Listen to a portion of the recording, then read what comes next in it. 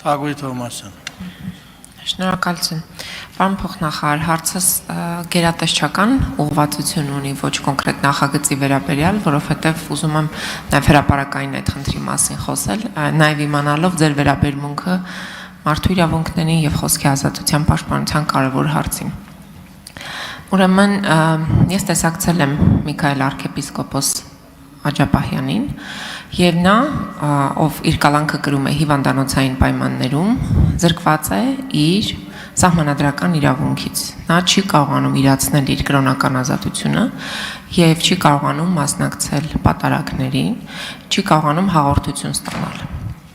Իհարկե ես գրավոր դիմել եմ նախարարություն եւ նախարարությունից ինձ բարձրաբանել են թե ովքեր կարող են տեսակցել սրբազան հորը, բայց դա ամենևին չի նշանակում խնդրի լուծում, որովհետեւ փաստացի բուժհաստատությանը կա կցված հոգեվոր հովիվ, բայց նրան հնարավորություն չի տրվում պատարագ մատուցել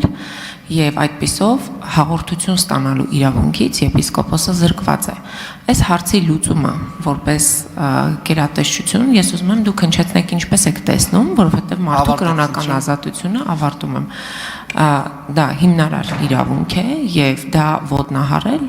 ուղղակի անթույլատրելի է եւ չասեմ էլ միջազգային եւ եվրոպական կոնվենցիաներով պաշտպանված իրավունք է։ Շնորհակալ եմ։ Շնորհակալություն Տիկին Թոմասյան, ըստ էության հարցին մանրամասն ծանոթ չեմ եւ չեմ կարողանա բովանդակային պատասխան տալ կոնկրետ գործով, բայց մենք պետք է հաշվի առնենք, որ խոսքը գնում է խափամամիջոցի մասին, որը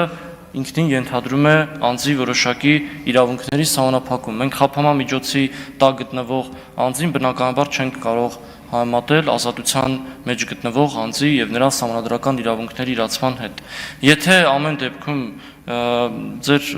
դիտարկումը վերաբերում էր ինչ-որ օրենսդրական կարգավորումների թերի լինելուն կամ բացակայությանը, ապա պատրաստ ենք դա քննարկել, իսկ եթե դուք գտնում եք, որ կոնկրետ քրեակատարողական հիմնարկում է այդ խնդիրը տեղի ունեցել, դուք նաեւ նշեցիք, որ նախարարություն եք դիմել, նաեւ մենք կարող ենք այդ դիմումը վերադառնալուն պես կարող եմ նայել եւ մենք ներքին քննարկենք, մենք պատրաստ ենք եթե գործնական բացեր կան դրա շուրջ քննարկել, եթե խոսքը օրենսդրական կարգավորումների մասին չէ իհարկե։ Ունեք արձագանք։ Համեցեք։ Շնորհակալ եմ։ Պարոն փոխնախարար, խնդիրը այն է, որ երբ որ մարդը գտնում է կալանքի տակ կալանավայրում, այնտեղ հնարավորություն օգտվելու այդ իրավունքից, այսինքն կալանավայրում մատուցվում է պատարագ եւ բոլորը կարող են մասնակցել։ Այստեղ խնդիրն այն է, որ երբ որ կալանավայրից դուրս կամ կալանավայրում հատուկ պայմաններում գտնվող մարդիկ կան, նրանց իրավունքը խոչընդոտվում է, այսինքն հիվանդանոցային պայմաններում մարդը կրում է իր պատիժը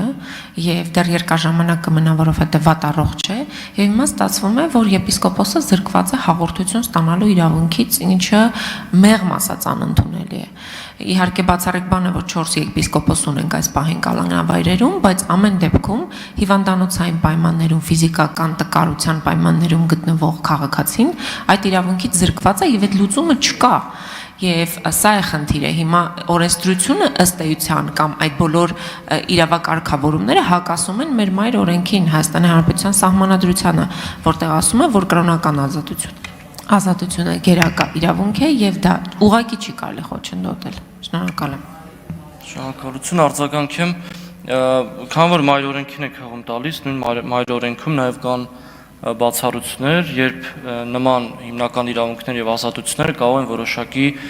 դեպքերում սահմանափակվել հանրության շահերի, առողջության պաշտպանության եւ այլ նպատակներով, եւ միգուցե հենց ձեր նշած իրավիճակը ընկնում է դրա տակ, որովհետև եթե ձեր նշած իրավիճակում անձը ստանում է հիվանդանոցային օգնություն, շատ հնարավոր է, նորից նշեմ, որ կոնկրետ գործին տեղյակ չեմ, շատ հնարավոր է, որ այդ անձի ձեր նշած կրոնական ազատության իրավունքի իրացումը կամ պատարագի մասնակցության ապահովումը անհամատեղելի է իրեն բժշկական օգնության տրամադրման հետ եւ շատ հնարավոր է, որ այդ խոչընդոտը առաջացել է հենց դրա պատճառով, բայց նորից եմ կրկնում, եթե խնդիրը օրենսդրական կարգավորումների մեջ է, պատրաստ ենք համատեղ քննարկել լուծում գտնել, բայց եթե դուք եք նշում, որ օրենքի մեջ չէ խնդիրը, այլ լուծում չկա, ապա ստացվում է, որ մենք պետք է սպասենք, որ այդ անձը բուժվի եւ հետո կարողանա իր իրավունքից օգտվել, եթե այդ երկուսը իրար հետ անհամատեղելի է։